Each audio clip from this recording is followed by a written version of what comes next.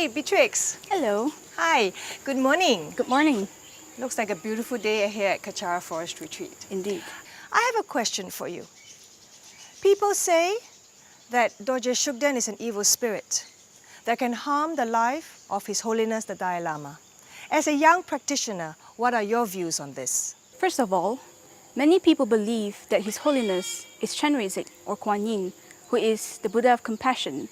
Since he is Chenrezig, how can the Buddha be possibly harmed by Dorje Shugden or any evil spirit? The Buddhas do not have the karma to be harmed. If the Buddhas can be harmed, why do we even pray to them for protection, wish fulfilling, and a peace of mind? Based on what I've learned from Rinpoche's teachings, the Zen, or we call the long shawl, of a monk, has the power to dispel spirits. By the power of the vows which one holds, no evil spirits can harm them. So technically speaking, we do not have to become a Buddha in order to be protected. The fact that His Holiness is a pure monk and has been holding his vows strictly should protect him from the harm of any evil spirit.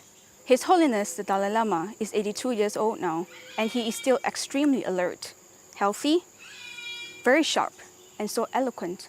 From what I know, for the past 20 years or so, His Holiness has been saying that the practice of Dorje Shugden shortens his life. I sometimes found myself wondering, if Dorje Shugden is so evil, would His Holiness the Dalai Lama still be so healthy as the great king of Tibet and being able to travel around to teach? This brings me to believe that what people are saying about Dorje Shugden being an evil spirit and causing harm to His Holiness is not true.